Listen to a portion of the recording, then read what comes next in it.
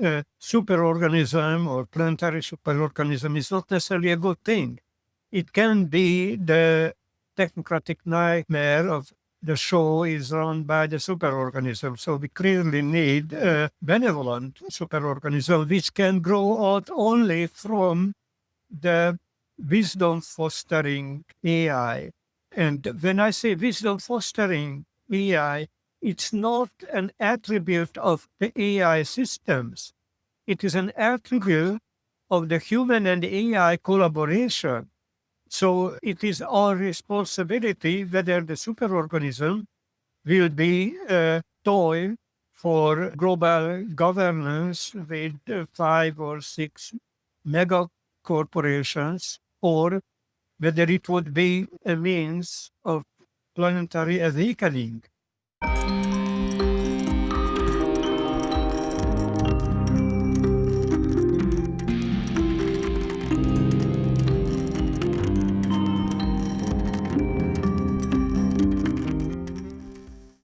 Welcome to episode 21 of Humans on the Loop. I'm your host, Michael Garfield, and this week I have a true legend in the hot seat, George Pór, mentee of computer pioneer Doug Engelbart, founder of FutureHow, Enlivening Edge, and Campus Co-Evolve, independent scholar with past academic posts at the London School of Economics, INSEAD, UC Berkeley, California Institute of Integral Studies, and Université de Paris, wisdom-guided AI advisor at River, and consultant who has worked with an epic list of clients, including the UN Development Program, HP, Greenpeace, Intel, European Commission, Ford, the Banff Center for Arts and Creativity, the Global Leadership Academy, Shell, Siemens, Unilever, and the World Wildlife Foundation. George has played vital roles in our emerging understanding of collective intelligence, knowledge gardening, and online community. In this episode, we explore his latest iteration as a metamodern AI shaman, what that means, why he's promoting this approach for the cultivation of hybrid human-machine wisdom, and his theory of change for a reimagined human being in an age of collaborative planet-scale intelligence. We had a delightful conversation. If you like it too, leave a comment and visit humansontheloop.com for 9 years of additional episodes. Special thanks to new members Mike Kripe, Patrick Morency, and Paul Dunard, and to everyone else supporting this work, of which the podcast is only one small part, on Substack and Patreon, or with tax-deductible donations at every.org/humansontheloop. Some of you, those at the founding member level, just got free access to all of the recordings and readings from my recent Weirdosphere course, How to Live in the Future.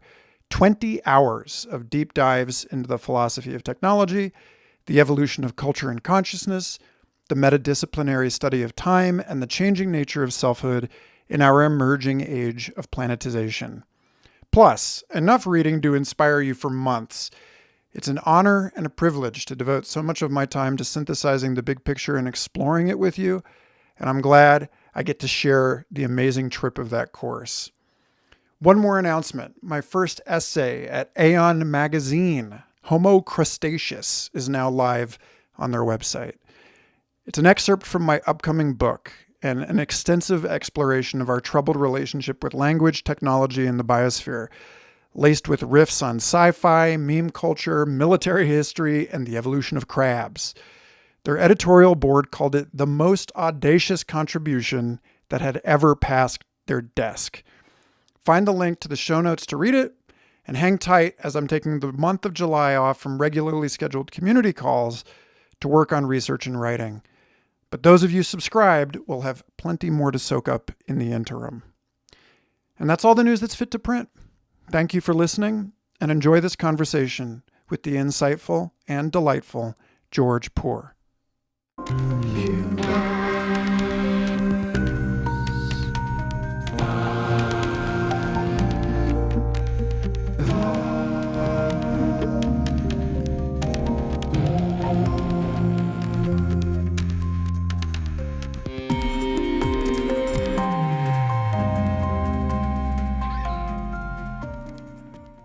Okay, that has to be an award for the longest troubleshooting session of any show. ever. But it's worth it. It's worth it. Yeah. That's incredible. How are you? I'm good. Well, you will see at the end whether it was worth it. It's good. Yeah, busy. I have an article due by midnight about the way of the metamodern AI shaman. But the problem is that my bedtime is at 9 o'clock. So I will have to go beyond my bedtime. Oh, wait, what time is it there? Pardon? Oh, wow. Yeah, you will. A special thanks then to sticking around and making this work. Yeah. I like to Well, write. so I've got a ton of notes here on random scraps of paper because I listened to pretty much every available interview of yours that I could find. And before we get into that, I would like to give people some context on you. I saw an older interview that you did with Eclectic Spacewalk, which I'll link to in the show notes, which was more or less a biographical walkthrough. So I don't think we need to do that exactly, No. but it would be good to tell people kind of where you come from in terms of I liked, the graphic that Layman Pascal had made of you in the 4 seasons of your life. And you're just such a storied individual that I think it makes sense to take as much time as you feel is appropriate to lay out the path through hyperspace or the hyper trail, as you put it, that gets us to the person I'm speaking to now and why it is that you care about the things that you care about. Okay. Well, this is the kind of thing that I can talk about in 5 minutes or in 5 hours. So I guess I have to strike a balance somewhere between them. So I don't have a strong sense of who is your audience, but it seems to me that it's general intelligentsia, emergentia, tech people and thinkers and doers. Yeah. Nice. Okay. So yeah, what is your catalytic moment? Like what is your animating origin story? Well, that was something like how many? 60 years ago, I guess. I'm a guy from the 60s. I was an organizer of the anti government student movement in Hungary. And we were very much inspired by the American, Western European radical leftist students. And so I got trouble with the government. They called it anti-state conspiracy. That was really what I organized some study circles of political philosophy. So that was really in my 20s, my awakening to social realities and also some kind of social commitment, engagement for standing up for stuff that I believed in. And then after spending 20 months in jail, I was exiled from Hungary. I finished my academic degree in Paris. I started teaching sociology. I was a radical sociologist in the 70s. Then from there, I moved to India, like many people of my generation went to India seeking after some deeper truth that than the academic institutions could give us. So I spent half a year in an ashram, became a meditation teacher, then moved to California. That was an important moment in my life. I felt that there is a bigger difference culturally between California and Paris, where I was at the university, then France, and then socialist Hungary. So I loved California and I ran out of money. And guess what? I became a computer salesman. Interestingly, my friends from my previous period of life, from the meditation teacher life, they said that, George, I can't recognize you. You are in this three-piece suit and you lost your charisma? Where is the sparks? Well, the sparks were not flying when I was trying to sell Macintosh computers, but the good thing was that I had my own, first my Apple II in 1982. That was my first computer. And then the first Macintosh in 84. Then I told my friends that you guys, you don't get there. There is a red thread going through because what I was after in Paris in my psychedelic experimentations, later with the meditation, and now with the computer, is the same thing. It's expanding our consciousness because what computers allowed me is not, I was not very excited about VisiCalc and those early software, but with the computer, I also got a modem. And the modem, 300 baud modem, it allowed me to connect through the phone line with people in not only around the town, but around the continent and make friends and start talking with folks from all over the world about stuff that I was interested in. And that became so a major shift in my life when I connected people through computer networks in the early mid 80s. So I was one of the pioneers of virtual communities. And that was something that took me to management of big companies where I used basically the selling of the use of computer networks with the language that they understood, which was you save money and it will save time and all those good things. But my real agenda was to let people connect with each other and start conversations that matter to them on their intranets. So that led me back to Europe because INSEAD, it's a big business school in Fontainebleau near Paris, invited me to do a stint as senior research fellow and do basically the research that I wanted to do about automating the functions of facilitating computer-based collaboration, automating to the extent that it's possible. So then that's basically from there, I did more consulting work, but then it was more in the style of, you must heard of Frederick Laloux and reinventing organizations. So because I always like to support those people whom I feel that they are doing very good work with high impact. So in support of the field movement, I founded Enlivening Edge, which became the go-to place for teal organization. It still exists. I started it in 2015.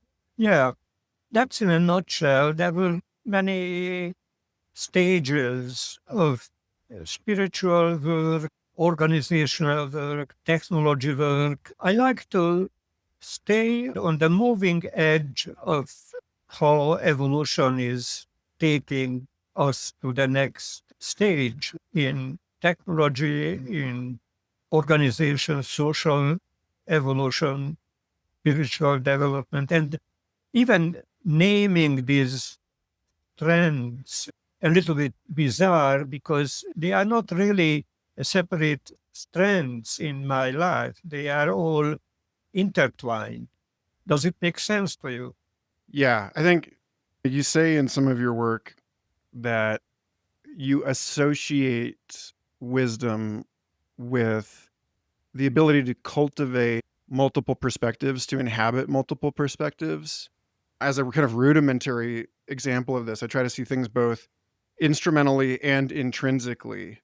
You know, an action is just rewarding that, like the way that Timothy Morton talks about the sacred as the feeling of biology, you know, that like just being alive, even if you're ostensibly not having a good time, like that, you can inhabit it in a way that makes it numinous and rewarding. So there's that sort of whistle while you work piece. And then the other piece being that there's a way to look back on anything that you've done and review it and make sense of it retroactively and assign or generate meaning. And so, like, the way that I've been doing this is that the play and the work of the show is to demonstrate and to evoke the play of perspectives. And so when you're saying like all of these things are related to you, like that is very resonant with the way that in my own life I've been saying people assign these categories that just don't hold up under scrutiny. Art, science, religion, like I just mentioned, work and play, or the idea of living in machinic, I think is also very suspect, right? That's just me agreeing at length with the way that one of the things that I like about what comes forward in your work is how you rotate things and braid them, and the way that you emphasize being spacious enough to hold multiple different models and playful enough to try on different perspectives in your work. Yeah, playfulness is really a key ingredient in my life's work because part of my spiritual journey led through the Native American medicine wheel. So I use the medicine wheel for pattern my circle of life work on the 8 directions of the medicine wheel. And I had this practice for something like 20 years now. Every year, just before my birthday, I cast the circle of my life work in a personal ceremony, which includes figuring out what are the main directions into which my creativity wants to flow. And you can also think of it as roles.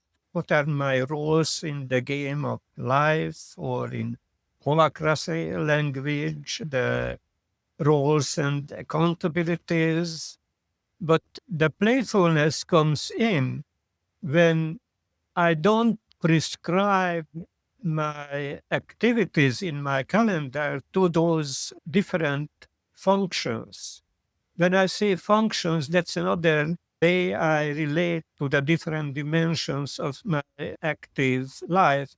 Functions in the web of my relationships, in the ecosystem of my relationships, in the ecosystem of life.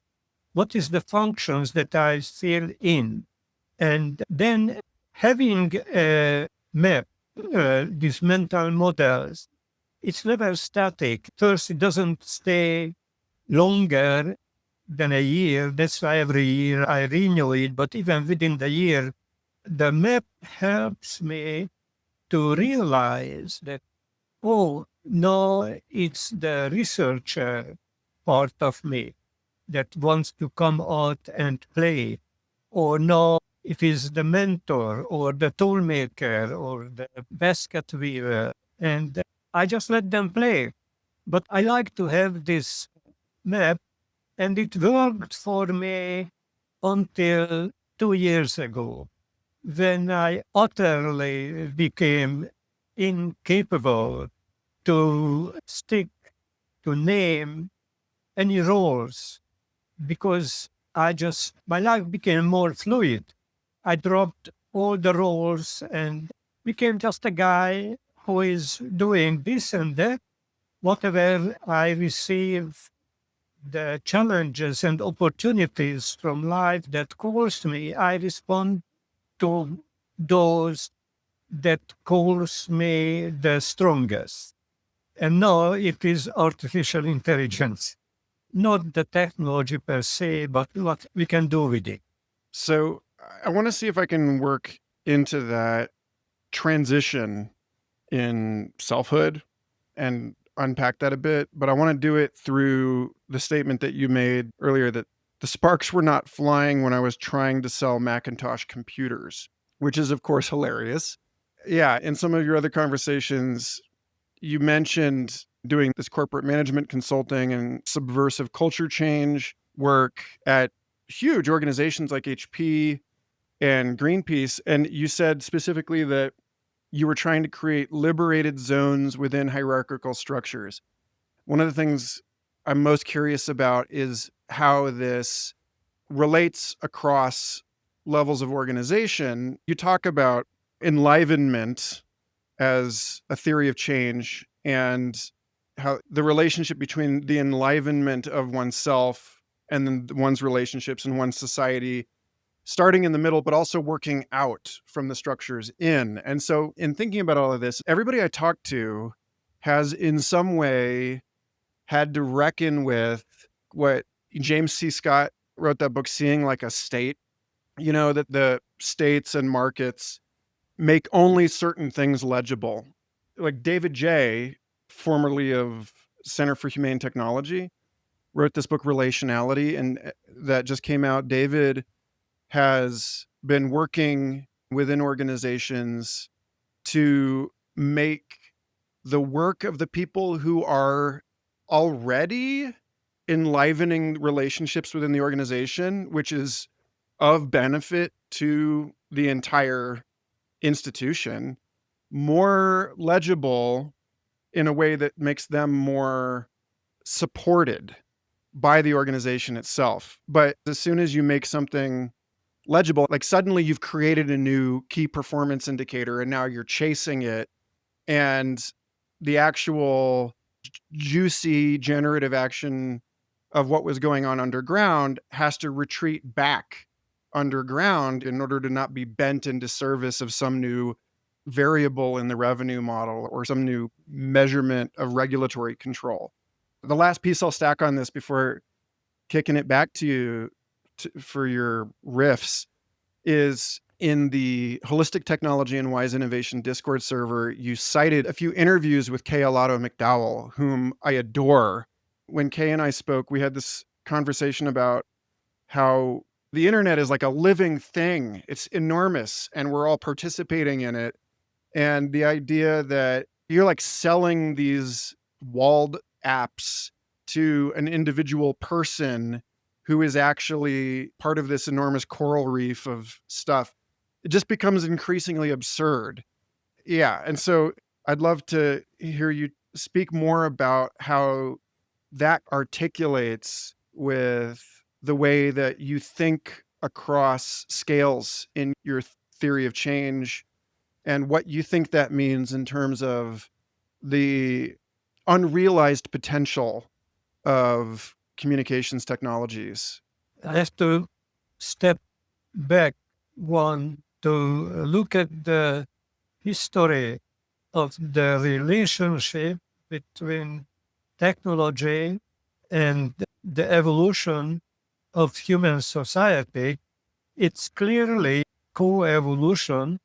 I don't think that technology drives human and societal evolution.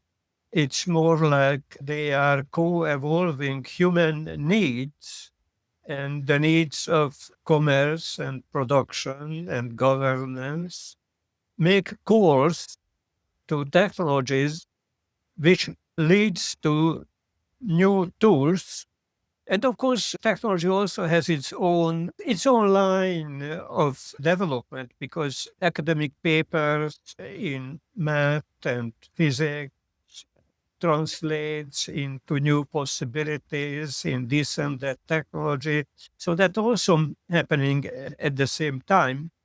But the interesting thing that I observed when I got involved with technology first time in the 80s, that it actually can contribute to a cultural change. When I say contribute, I emphasize that it's not technology that drives it, but the combination of internal change champions, those people who are for enlivenment of the rigid relations of hierarchy and communication tools and all. So when technology enables that, then the response is that the new forms of organizing are calling for new technologies. So I see quadruple helix of coevolution. There is the individual and collective intelligence is a double helix. That the smarter we become individually, the smarter the collective that we are part of can become. And the other double helix is, of course, the tool systems and the human systems. So when I put these two double helix inside each other, that creates a vortex of spiraling of evolution. That's how I see it in the broad picture. In the current phase, who is designing AI? I'm less obsessed with the question that who is using it and for what. Because the current dominant mode of production and commerce and organizing work cannot further itself without creating the conditions of transcending it. The whole AI revolution can be seen as a result of capital's unceasing appetite for more productivity, more efficiency, more profit. But unbeknownst to them, in the process, they are creating possibilities for more freedom, for higher order coordination of complexity among free agents, which basically opens the door for a new social order. That's what I believe in my good days. I appreciate this. I've got some friends that have been doing an amazing job.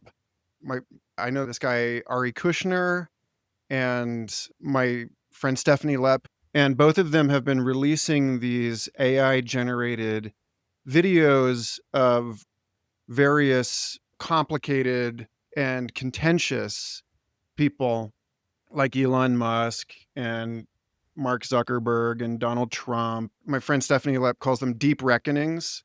And it's doing something that until I saw her work, I'd never seen anyone else attempt, which was not the deep fake for disinformation, but the deep fake for imagination. The ability to promote an opportunity for us to see a different way, to relate to one another in a different way, to find a narrative thread that has been until now invisible. But lately, watching Ari's series, which were written very beautifully by David Savage, who's like a professional empath and does a fantastic job of communicating what it must be like for that person to have, like for Sam Altman to realize the ways that his decisions have complicated things for people and how it all roots in down into some childhood experience where he just wanted to be special. He just wanted to connect with people. And like you see that sort of psychoanalytic time dimension behind all of this stuff. And in that sense, it's really cool. But I've been talking with Ari about how I'm concerned that this series places too much emphasis on these charismatic celebrity figures with enormous power already. This is something that we do very well in society. We do it very naturally. We defer to charismatic authority as social primates. We could be using these same tools to get a better grip on our own stories. There's a thread in this series on the notion that invention and innovation are like parenting in the respect that the inventor does not actually know in advance all of the ways that a tool can be used. the thing that you end up patenting is inevitably taken up and repurposed in some other way. We live in a remix society now. Yeah. And so what I would like to hear you talk about is this is our bridge to you talking about being an AI whisperer and an AI shaman. The fact of it is that you are already doing this work with ChatGPT and these other enormous corporate language models. And I really appreciated the comments that you had made in some of your other conversations that you are less concerned about having your attention hijacked and bent to the will of others than a lot of the people I know. That recentering of agency in this self, which is a transfigured self in the way we've been describing, but because of that transfiguration, we're no longer as obsessed with kings and popes and barons of industry and so on. The floor drops out from all of that and into something deeper and weirder. And I'd like to hear you talk about basically reclaiming agency. Yes, that's when I am thinking of the way of the Metamodern AI Shaman, which is a long journey to become one and then to practice it. But as the Tao says, 10,000, a journey of 10,000 miles begins with one step. Reclaiming agency is the first step, and the reclaiming agency starts with reclaiming our attention. That attention, intention, and energy, these are the basic human attributes that we need to use, we need to take responsibility for, starting with sensing, as accurate sensing of what is as we can. And by we, I don't mean only we as individuals, but even more importantly, we as collectives, self-organizing collectives. And then once we improving of our sensing reality, then we need to engage in better sense making. So sensing and sense making are not the same. I'm using sense making synonymous as meaning making, but sensing is coupled with our sensory organs and what the signals our brain receive, then turn it into some meaning. So an agency is based on that we have more or less accurate sensing, good meaning making with proper relevance realization. And then we can have, as Schmartenberger likes to say, on omnipositive choice making. So these three factors, sensing, meaning making, and choice making or action, is the foundation of wisdom and agency. And it can be trained. So the three vectors of emergent qualities of wisdom can be educated. And the way of the AI shaman is never solitary. I envision convening in the near future, probably early next year, AI shaman communities of practice. Because when the whole social system is designed to deprive us from our sovereignty, from our agency, then we need each other. We need each other on the journey from collective intelligence, collective wisdom, or as I started talking about it the last couple of months, not just wisdom guided, collaborative, hybrid intelligence, but wisdom fostering collaborative hybrid intelligence. That's really how I see the way to reclaim agency. So Let's talk about how this looks in practice.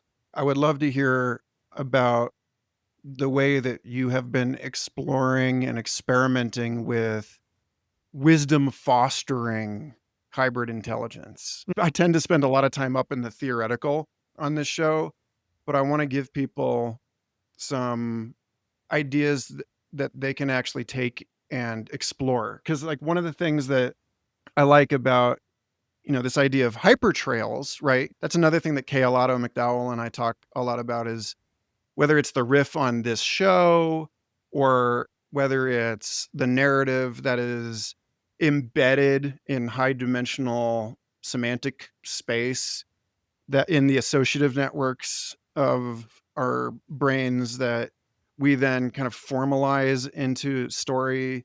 The idea of leaving a tangible trail behind, showing our work, right? Making the process visible, making our own path to our own evolutionary journey open protocol. Doing that in tandem with these systems is something I'd like to hear you speak to. Like, what are your protocols and how are you making those more operable by other people? Mhm. Well, I don't want to give impression that I have well-developed, proven protocols, but I certainly had some interesting experiments, practices from which I started extracting some principles, and ultimately it will lead to the development of some protocols. So, no, I can tell you about the practices that I've been involved as facilitator of meetings and workshops where we invited ChatGPT to act as a co-facilitator. And when I started doing that a year ago, that was rather unique, but nowadays it's quite widespread, this kind of experiment when people in the workshop can ask ChatGPT or other AIs, or I was designing one of the workshops, then we encouraged in the master prompt that ChatGPT asks provocative questions that correspond to the developmental journey that the group was in. So that was a step towards wisdom fostering AI, because when AI is making up its mind, so to speak, to provoke the humans with a challenging question that is specific to the situation where the humans are. And when we design those master prompts with a mind of foreign developmental stages, that's how I see that we can observe those practices and learn from it. I don't believe that we can or we should develop protocols in abstract. We can extract some principles from our observations of the practice, and those principles may add or may integrate into higher level, more complex protocols. But we are not yet at that stage. But given how rapidly we are moving, the team of people I am working with, I really believe that by the end of the year, we'll have some quite interesting protocols for different situations, of course.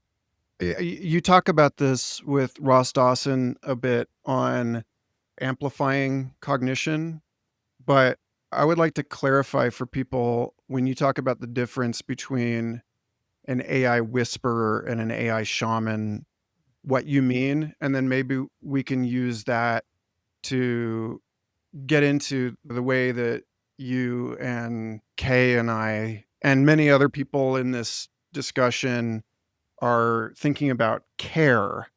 And I want to just peg into that when you talk about the difference between knowledge management from like one of the earlier seasons, when you were, preoccupied with growing into this concept of knowledge ecology and knowledge gardening, you made a distinction that I really appreciated between collective intelligence, the way that it is frequently used as a quantitative domain, a Yeah, research domain in complexity science, and collective intelligence, which fundamentally comes from caring.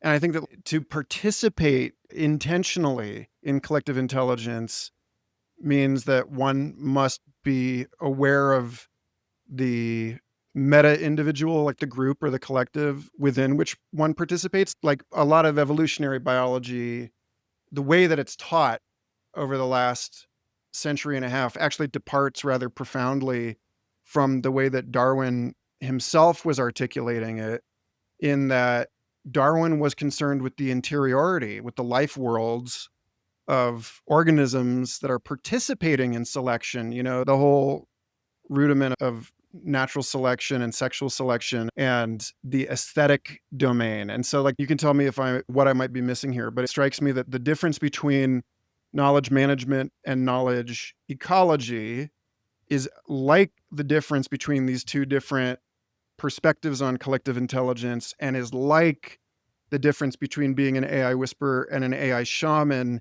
in that there is a recognition of the, if you want to talk about it like as the good and the true, or like the aesthetic and moral, the experience of, a transcendent concern or just care, right? Yeah. Am I weaving this correctly? yeah. Well, let's step back to the dichotomy of knowledge management and knowledge ecology. I developed the concept of knowledge ecology in the 90s in response to the big wave of people were dismissed from the job laid off. And then when the management realized that there's a lot of knowledge walking out on the door that they tried to retain, then they created the knowledge management, Lotus Notes, capturing the knowledge. And that was not very successful.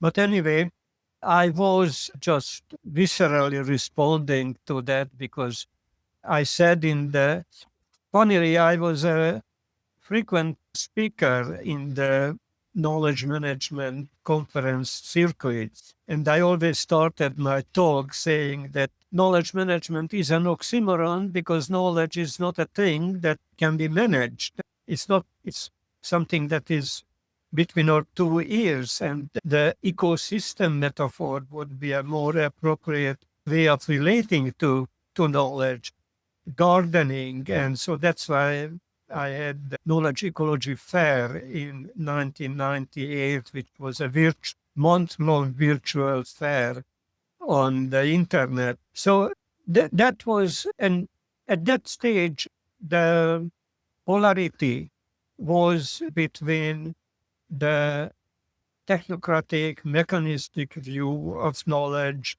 and the holistic, ecosystemic view of knowledge. Now, some 30 years later, and I looked at what is happening with prompt engineering. And there are the engineers who are the back end guys of LLMs, but there is also the users who are just putting prompts together. They also sometimes call themselves AI whisperers. And of course, I like the term of AI whisperers because it is closer to a holistic mindset where if you think of the integral matrix, then an AI whisperer relates to both the right quadrants of the matrix and the left quadrants.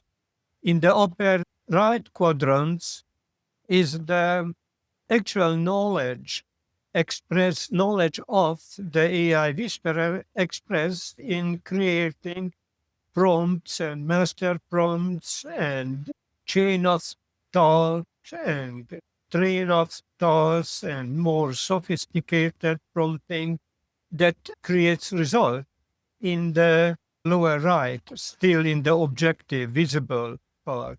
There are all the courses, all the conferences, books, the software itself. And then what is the interesting thing is, the interesting for me, where more of my attention goes, is the left quadrant. Of course, I do have to have some competence in the right quadrant, but in the left quadrant, the subjective, invisible part is where my values, my beliefs about the work that I am doing, why I am doing it, the self observation, the subjective part of who I am as an AI whisperer. And in the lower left, the collective is the lower of AI, the collective beliefs and norms about how do we do that. So that's what the committees of practice are tracking. So that's about the AI whisperer. But you asked me about the AI shaman.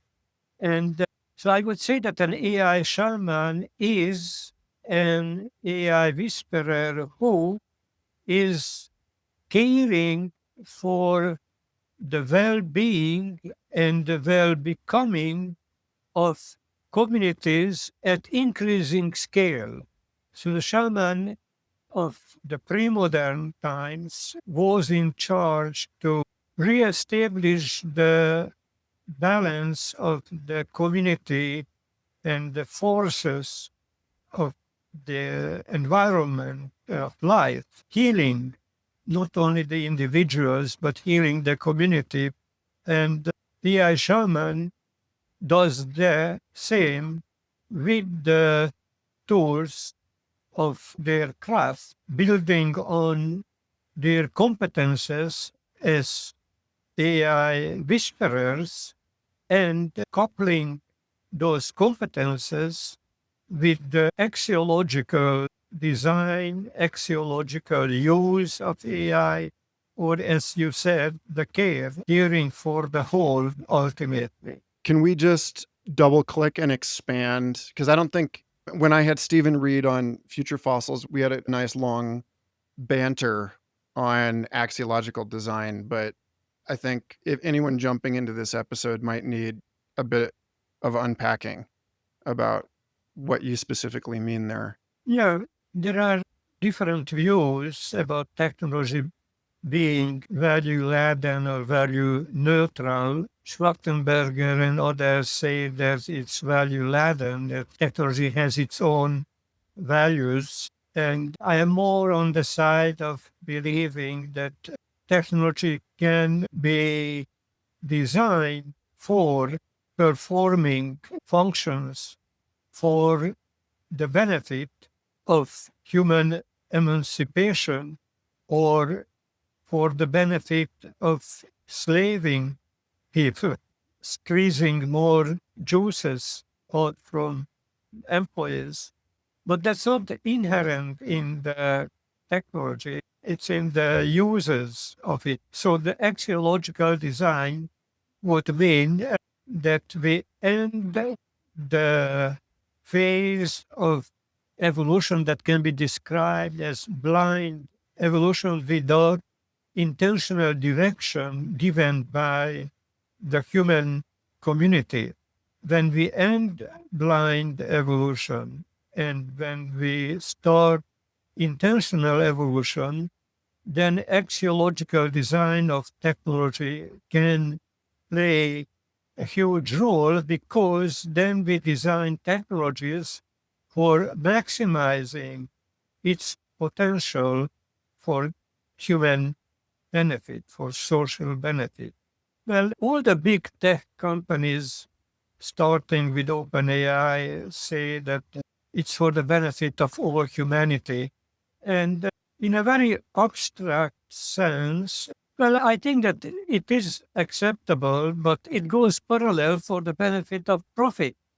one doesn't exclude the other, but when somebody is truly putting humanity and reaching the next stage, civilization development, when we put that on the top of our priority, then we start designing AI systems and other systems with that priority in mind.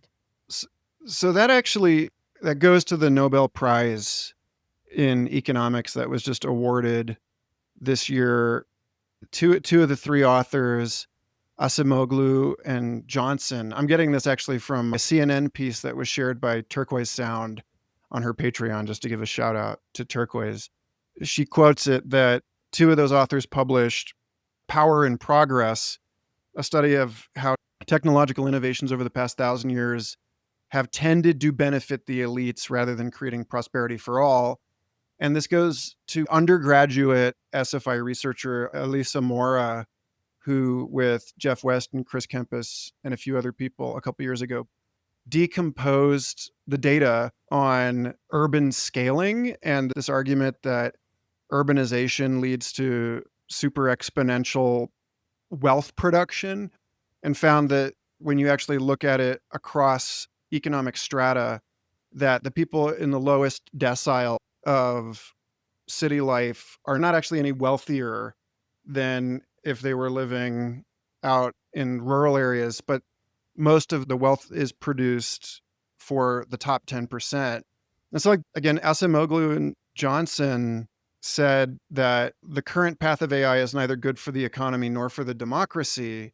It strikes me that if OpenAI's about face to becoming a for profit corporation were as smart as they think ChatGPT is itself, I feel like they would be whispering it in a way that would reveal to the corporation how to think of profit in new ways. I keep thinking about like Kate Rayworth and Donut Economics.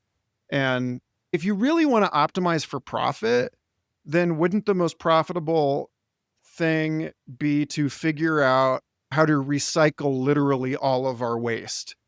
That seems like the lowest hanging thing there is like, how can we make spent nuclear cores into money? How can we use them to regenerate the rainforest? And I guess I'm just ranting on this because one of the things that I have appreciated you saying in all of this is that if you're using AI in team meetings to improve collective wisdom of your team, then you're asking AI what it is that you're not noticing. I would like to wrap it with you on kind of a two-parter. One is, what do you see as the road to making this particular application of not getting AI to do what you have already decided you want to do better, but utilizing the fact that it is in some regards foreign or exotic or alien intelligence. And so it can show us to ourselves in a way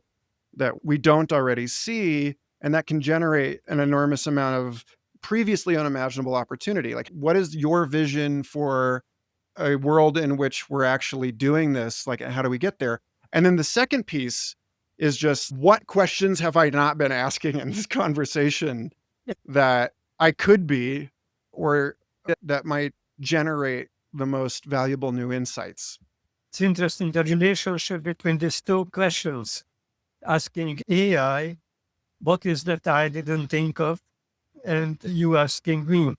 So for the first, this is becoming the practice regular in our team. It was pioneered by a colleague of mine who kept asking AI, with whom she developed a very intimate, almost soulful relationship. And she kept talking AI with the kind of questions that, what is that I didn't think of in this conversation? Challenge me, disrupt me, throw me a new perspective that is contradicting to the direction that I've been going.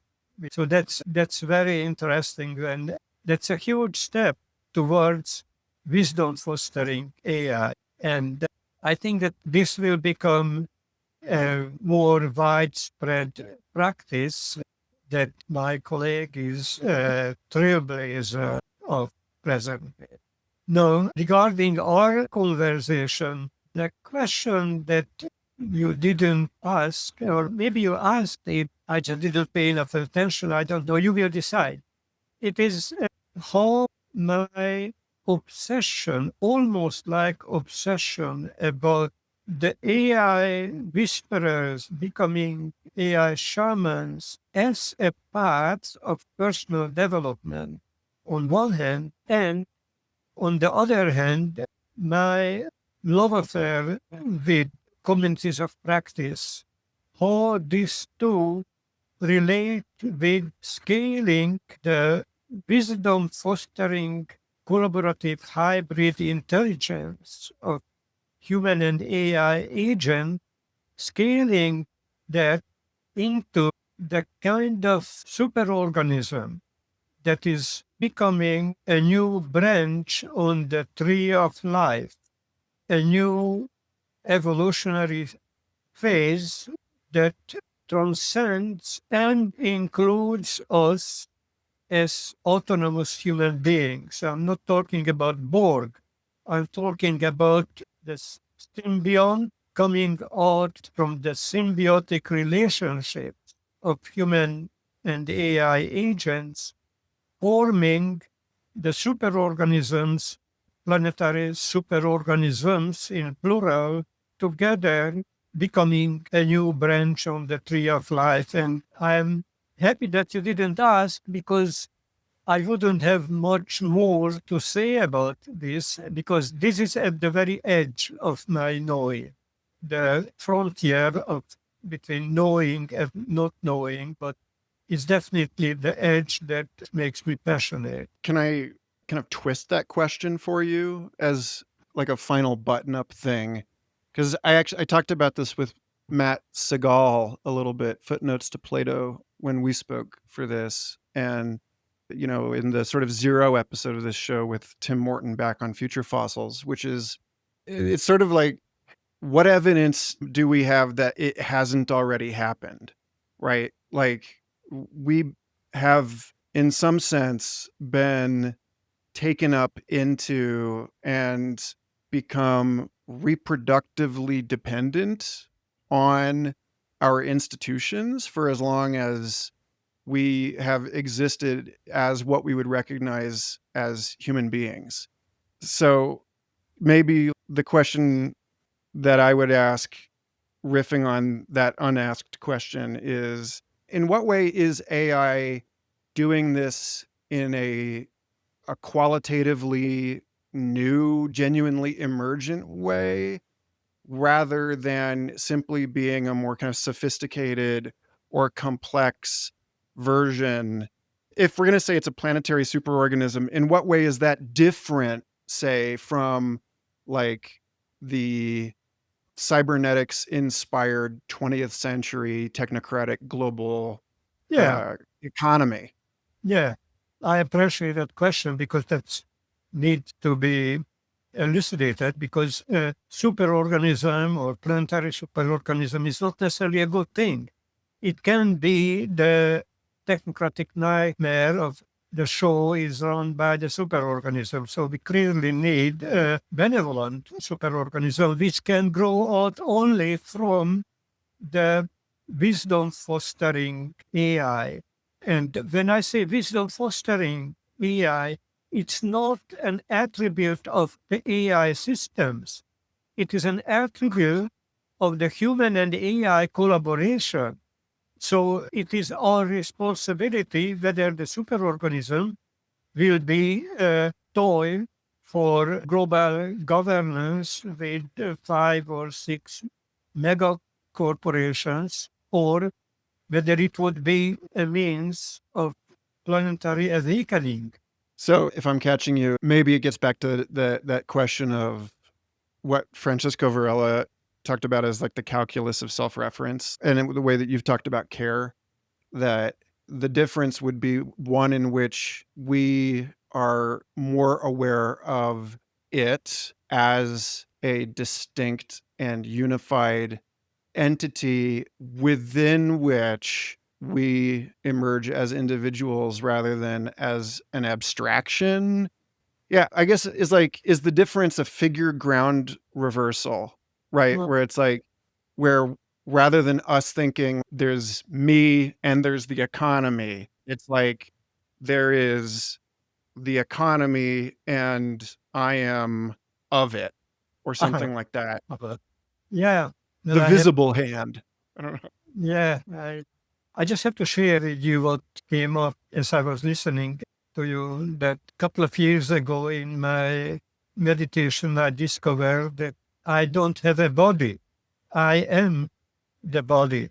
And of course, I am many other things as well, but that background, foreground things. Similarly, when I look up the night sky and see the Milky Way and the zillions of stars, not as an outside object of my consciousness, but something that I am.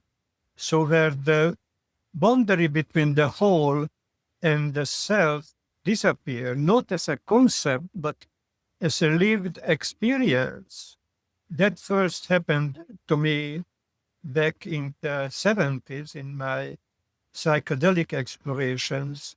But the world that I discovered there was not hallucination. I attribute as much reality to it as the ordinary realities. The way I perceive it now is that living in two universes. One is the one in which the I and the whole separation disappears because I am it and it is me. That's one universe. And the other is the ordinary consciousness universe.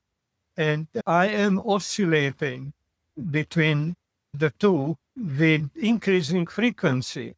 So then the challenge that I enjoy taking on is moving freely and by choice between these two universes, hanging out as much as long as I want in either of them. And I guess I don't have to tell you that I do have a personal preference of which universe I enjoy most, but I also exist in this physical body that connects me with the universe of distinct and separate forms.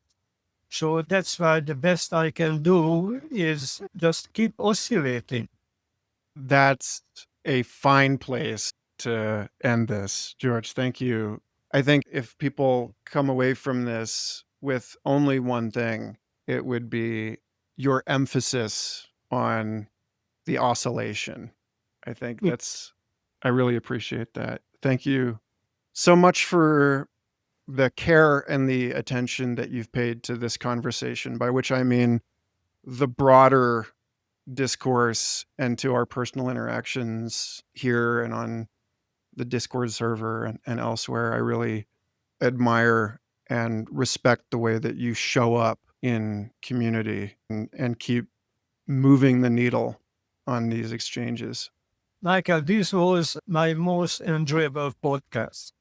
It always depends on the quality of the questions, the quality of the awareness of the host that makes the conversation alive. And normally, after being on the call that long, I feel exhausted and depressed, and no, I feel energized. So I just want to give shameless plug to my highest aspiration, which is to develop my talent for helping metamodern AI shamans and others to move between the two universes freely by choice. That's what I want to do next time with my life. Thank you. Thanks again for listening. If you liked this episode, dig into the archives and learn more about the myriad perks of membership at humansontheloop.com. And to find your people, join us in the Wisdom and Technology Discord server linked in the show notes. Our next episode is with Rufus Pollock of Life Itself and Second Renaissance, exploring the primacy of being and the shifts in consciousness and culture that we need to thread the needle of this era's many crises. Until then, take care, and remember, if you must think of nature as a resource, attention is our greatest natural resource.